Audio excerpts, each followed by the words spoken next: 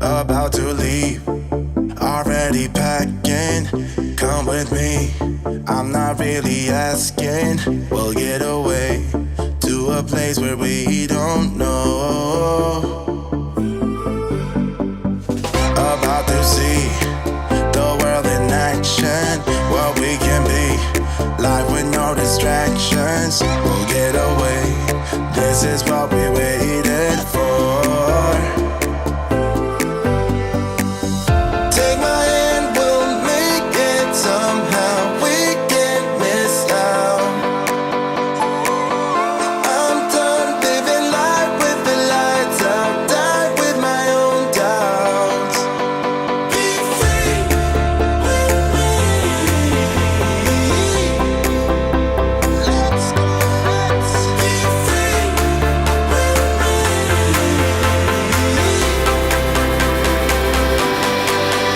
Be free.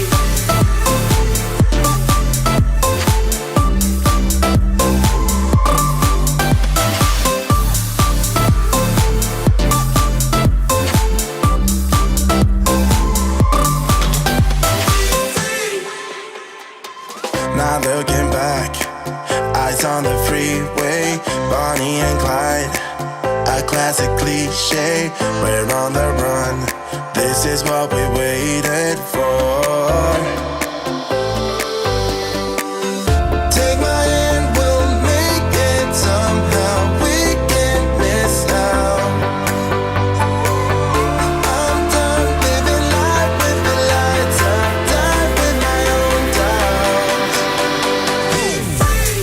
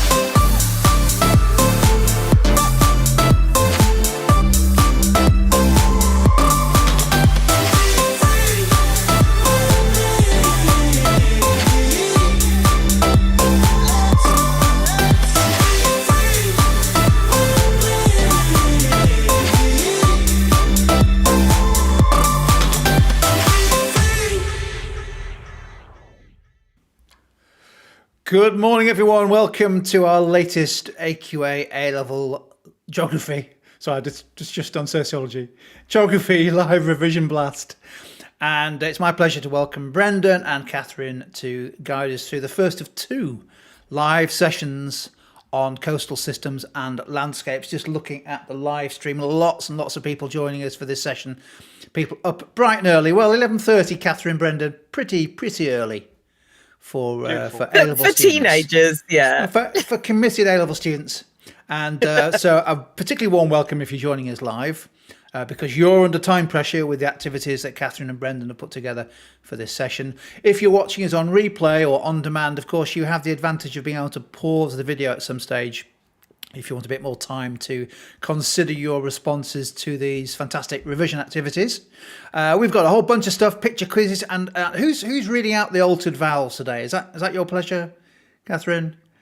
I think that might be me again. Can't wait for that. That is a highlight, of a fantastic session. We have got lots to get through, so I think shall we make a start and see how we get on? If you're watching live, please add your answers, responses into the chat window. You don't have to, but it really helps Brendan and Catherine to see how you're getting on with the different activities. And you can have as many goes as you want as well. You don't have to just have one go. So here we go. Enjoy. Brilliant. Thank you. Okay, so what we're going to be doing in this session is we are going to be looking at the coastal processes and resulting landscapes. And then next week is going to be a session which is going to look at the sea level change and related landforms, and then moving on to coastal defences and the case studies. So we're starting off here with a bit of thinking about the systems approach, because this is really, really important. Whether you're looking at water and carbon cycles or whether you're looking at coasts, it's really important that you're thinking about the systems approach. So what you need to do in this activity, Confusing Pairs, is think, are those definitions and the terms matching up correctly, or are they incorrect? So if you could just have a little look at that. Oh, there's already one answer, very quick off the mark there, fantastic. So let's see some other answers there. So do you think that those key phrases and definitions match up correctly, or are they incorrect? Let's see some more answers. Right, okay, so right, Jim, let's have the reveal on that one and see if all our fab students are right. Yeah, so this is correct. So we've got there, when we think about a system, when we think about an open system, we're thinking about inputs and outputs there, and those are correctly matched up. Excellent stuff. Okay, let's go on to the next one. Right, okay, so again, whether you're thinking about coasts or whether you think about water and carbon, we need to think about these different parts of a system and the links between the parts of a system. So are these correctly matched up?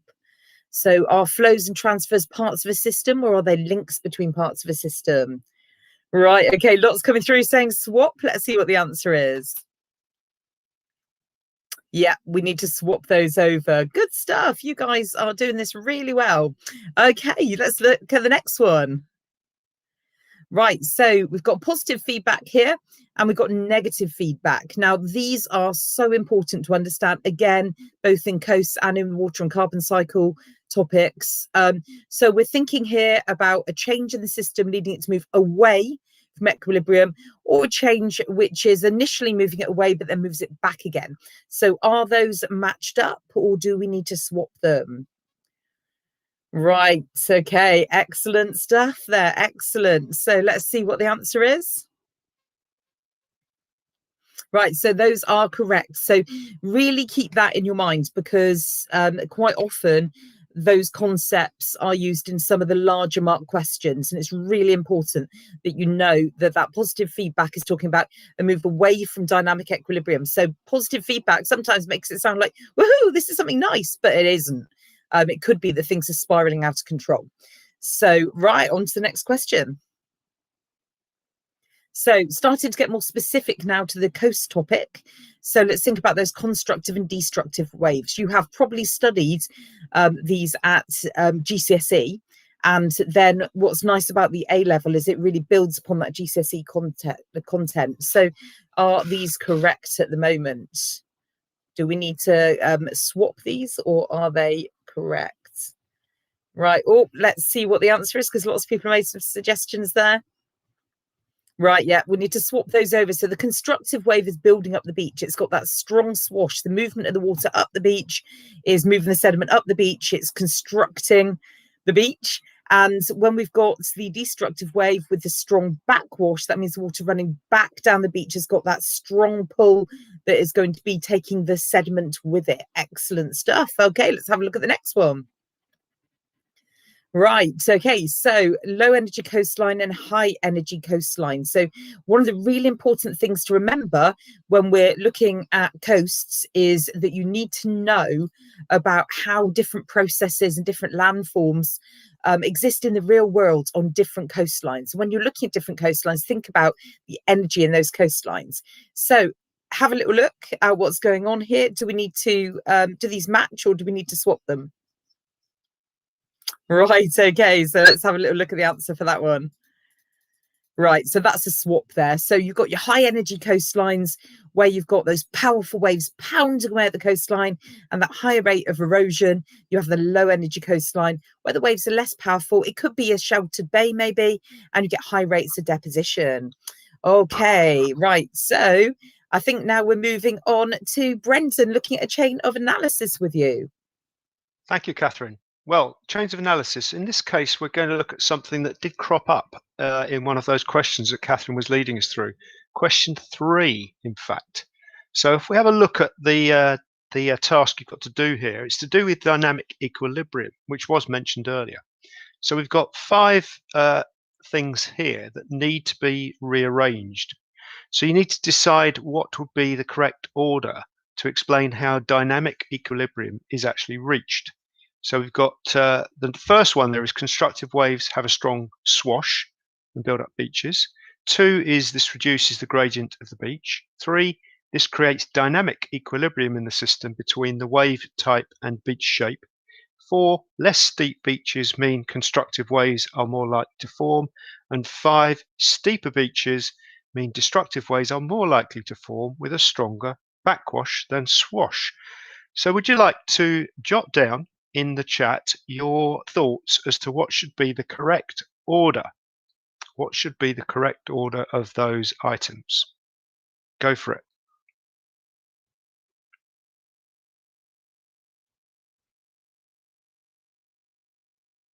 So the task is to rearrange them to explain how dynamic equilibrium is reached within the coastal system.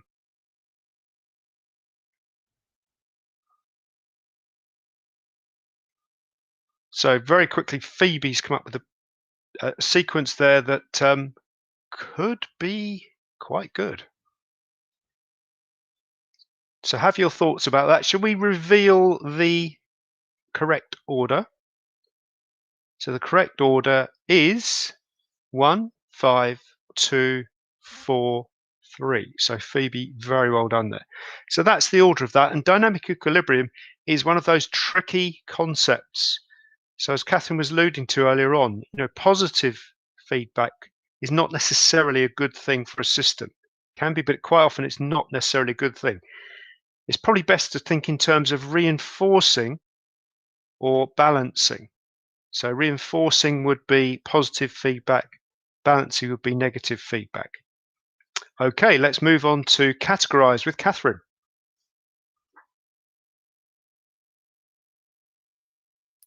So we've got here 3 different types of weathering. We have physical weathering, biological weathering, chemical weathering, and we have a whole load of different terms. And we also have a clock to count down. So what we need you to do is to think about which of these terms would go under which of the headings. So what you can do is type into the chat bar. So for example, you might say just physical, and then put the numbers of the ones that you think would go under physical weathering. Now, this is a really important area to revise, because quite often when people are studying coasts, they get really excited about doing all the the erosion side of things and the landforms, and forget about weathering. So this is a really good thing to have a review of. So let's start the clock and see how you get on.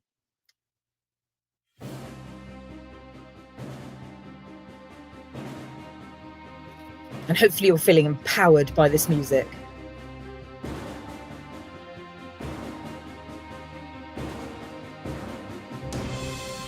Again, you will have touched on some of this at GCSE, but at A-level, it's all about going that little bit more into detail when we're thinking about the different processes and the different landforms.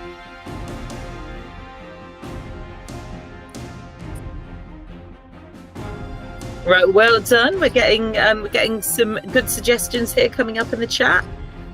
Excellent that so many people are giving this a go. Fantastic. Lovely. So we got, yeah. Wow, just absolutely loads coming up now. Loads and loads of ideas being shared. Fantastic. Well, you guys were well ahead of the 60-second clock then. Fantastic stuff. So let's see then. Let's have the answer and see how this works. Yes, we've got that physical weathering that can also be known as mechanical weathering there, the frost shattering, salt crystallization and exfoliation. Sometimes exfoliation weathering is known as onion skin weathering. So sometimes we have different terms used for these. Then we have the biological weathering. We've got both animals and plants involved in that. And the chemical weathering, carbonation, oxidation and solution going on there. And sometimes it's those chemical weathering ones that are really worth having an extra look over, because they tend to be going deeper than you did at GCSE. And they're so important when we're looking at some of the landscapes. For example, if you're looking at the Jurassic coastline, you're looking at Old Harry, those processes are just so important. Okay, so well done, and handing over now to Brendan for picture grid.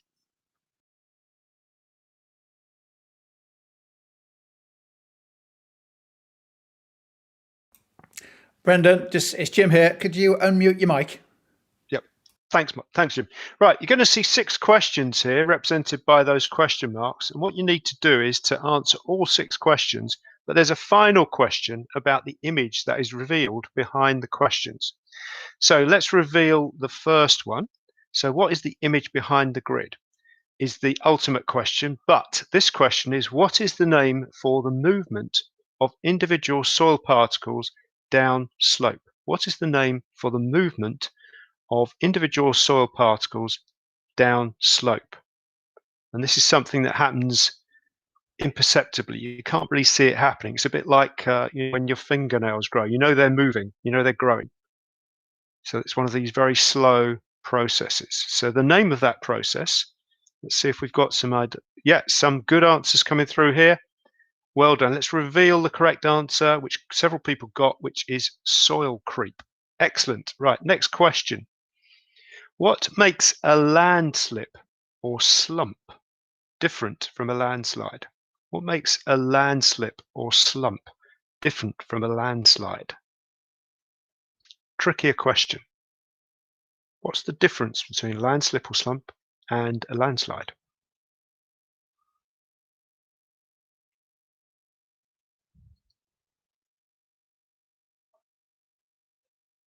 So let's have a think about that one. When I'm teaching my students, I often compare this to the way you might leave a chair, shall we say.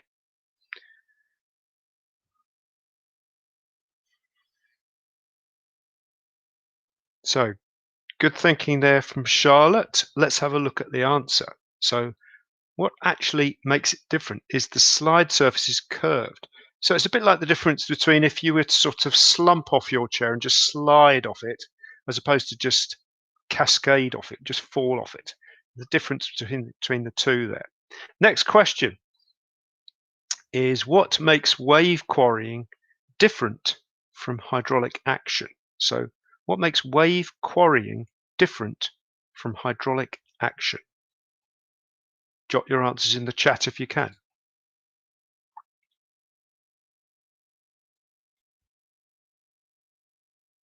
So what makes wave quarrying different from hydraulic action?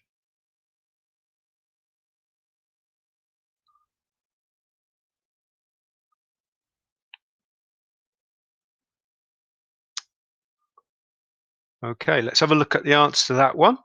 So wave quarrying is something that where the water will, as it approaches the cliff, it will act on unconsolidated, that means loose sediment, such as gravel, just scooping it away. Hydraulic action is different because it quite often involves the compression of air into cracks in rocks, and it's going to be effective in that way on perhaps harder, less unconsolidated rocks. Let's have a look at the next question. What is another name for littoral drift? Notice it's not literal drift, it's littoral drift.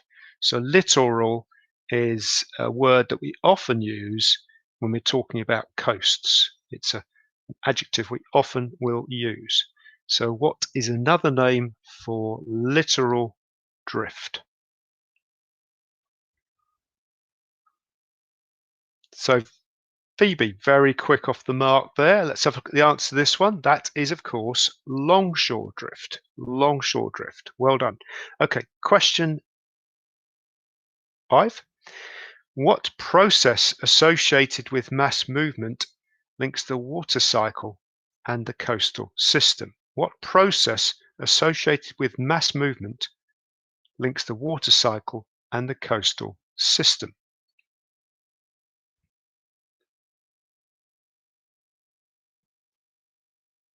So think of what you would see if you were on a coastline and it was pouring with rain.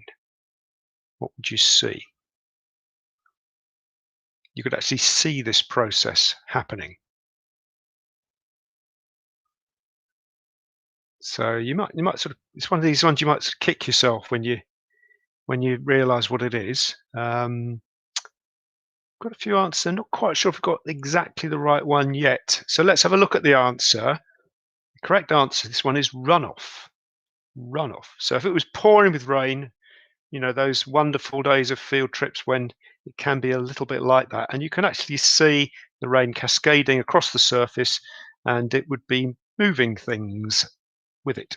Okay, next one. Next question. What is a sediment cell? So could you define what is meant by a sediment cell? A sediment cell.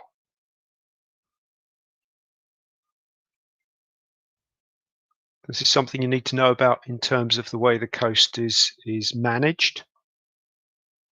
And these have been used for many years now as a way of organising your thinking about what's going on along the coast. So we've got some good answers coming through there. The right answer is slightly longer one than before. A stretch of coastline where movement of sediment is mainly contained. So it brings us back to this whole idea of the coastal system. So we've got this circulation of sediment within that cell, and it's mainly contained within it. There would be outputs on the edges of it. So let's reveal the last challenge, which is what is the image behind the grid? And the image behind the grid is somewhere that I think Catherine took this picture at Charleston in Cornwall.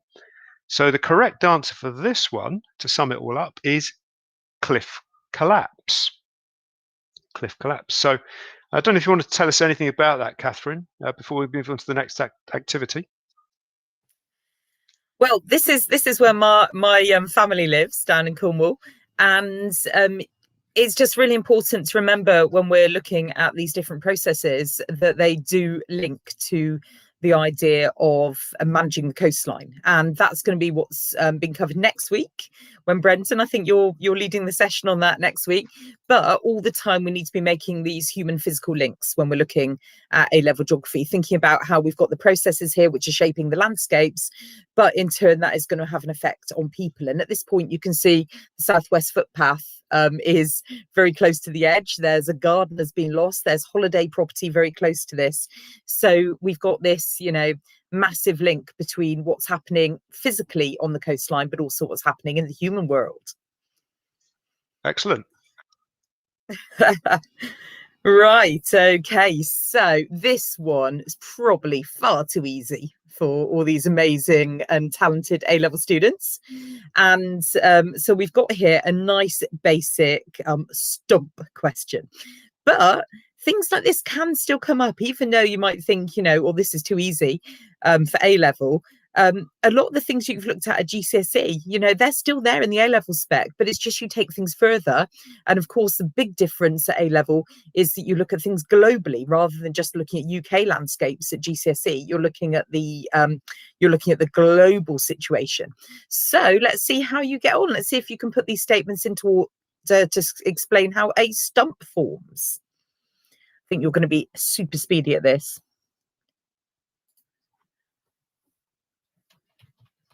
Let's see who's going to be the first person that comes up. Whoa. Wow, amazing. You guys are so super speedy. Right, okay, so let's see what the answer to this is.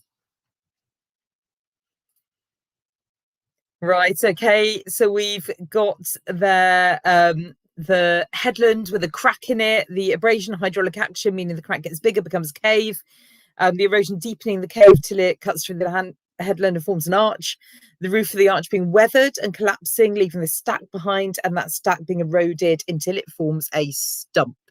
That was absolutely super speedy. Well done. Absolutely fantastic, you guys. Okay, so back to Brendan again. Thanks, Catherine. So this activity is Can You Crack the Code? And it's all about certainly one of my favourite sorts of ecosystems, which is the sand dune ecosystem. And of course, A-level, you know that such an ecosystem is called a samosphere, spelt with a letter P, a silent P.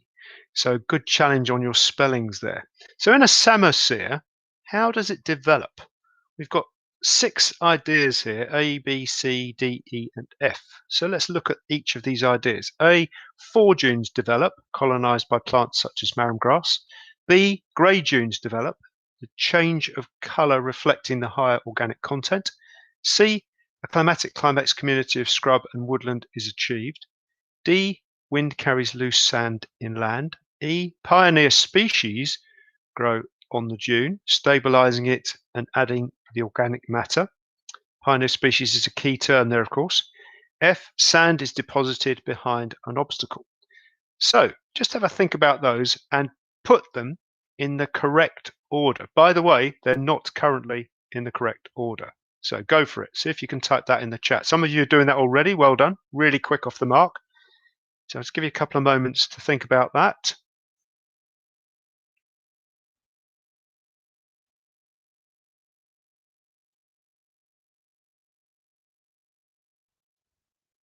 Okay, I'm looking at the answers here. I'm seeing some very good answers here. Close answers, but not quite there with some. But the correct answers I can see already would be Brogan and Edward and Esther. Well done. So let's have a look at the correct sequence. The correct sequence should be D, F, E, A, B, C. And by the time you move from D to C, you've reached the samosphere's climax community of scrub and woodland, and that can be achieved. And if you ever do a transect across the samosphere, you will tend to see that as you move further inland. So there's a kind of a sequence, a spatial sequence, as well as a developmental sequence. And the similar things happen, of course, with other ecosystems such as salt marsh ecosystems or halospheres. So excellent stuff. Well done. Okay, back to Catherine for the final activity.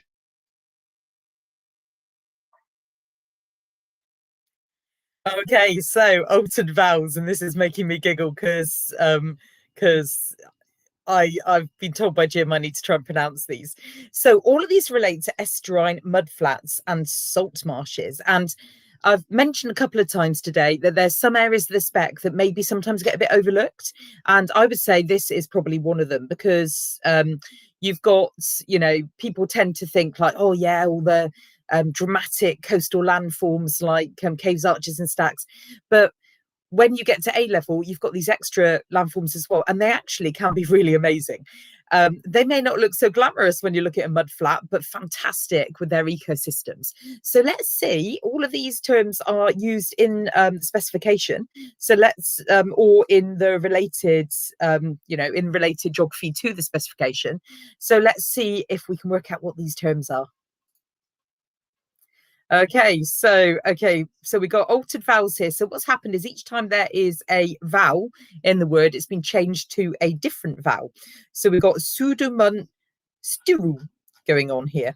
So could you suggest what that could be if we're thinking about those mud flats and we're thinking about the salt marshes?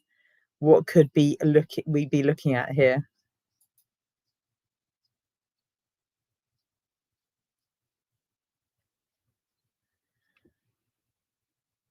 Right. Okay. Let's reveal this one because we've got some good suggestions coming through. Yeah, a sediment store. Excellent. So we're looking there at mud flats and salt marshes as a store, a sediment. That links back again to what we were talking about with the systems approach. Okay. Next one. Let's have a look. Right. Okay. I don't know if I can try and say this one. Echimiliton. So what could that be if we changed those vowels into different vowels? What term could that be that relates to mudflats and salt marshes? Oh, Brogan, that is just so quick.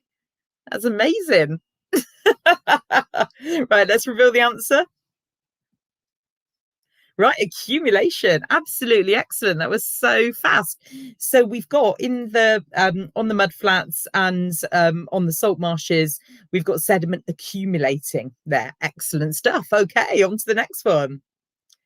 Right, okay, so we've got here Fleckerlottian. Not sure if I'm pronouncing the end of that right.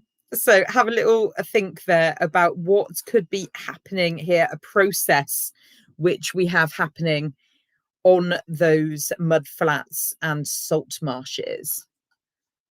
Oh my goodness, you guys are good. That is fantastic.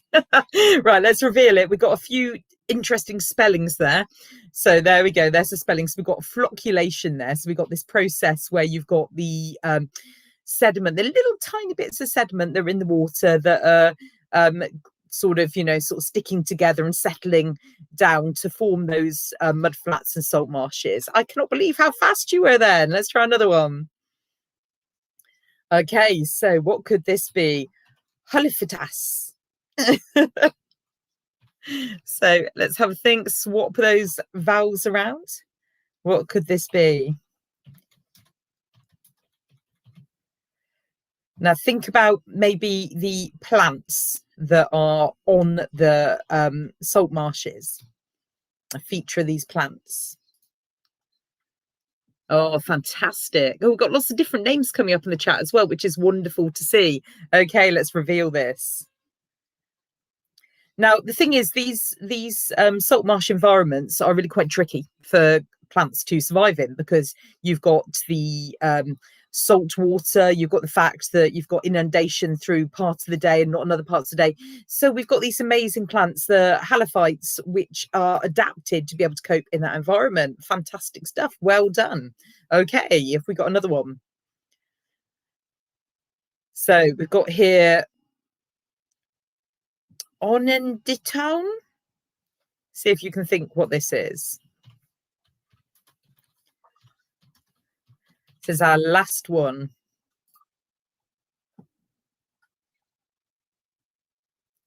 Now, I mentioned this word when I was talking about the halophytes just now. Oh, yeah, I can see that we've got some good thinking coming in here.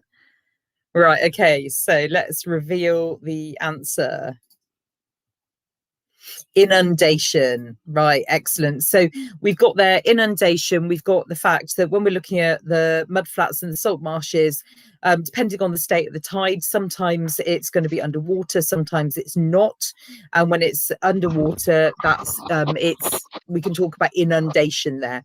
So we've got this fascinating environment that you learn about at A-level that isn't in the GCSE spec. So it's always worth having an extra bit of a think about this, because it's something that's comparatively new. Well done. You were super at that. That was excellent. Wow, what a fantastic session. Bang on 30 minutes as well, Brenda and Catherine. Perfect timing.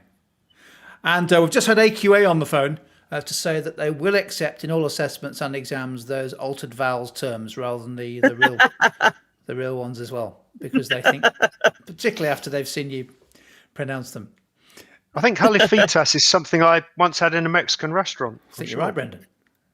Just picking up on something you said, Catherine, which I thought was really interesting throughout the session there, you picked up on a couple of areas where students perhaps sometimes, I'm not complacent, but a little bit blasé about some parts of the spec, or maybe not quite as as interesting, or they find it as interesting as others, which they do need to know about. I just picked up, you mentioned about chemical weathering as being an area that's particularly important to focus on, mass movement. There were quite a few terms, weren't there, where it's important to sort of build on the GCSE knowledge.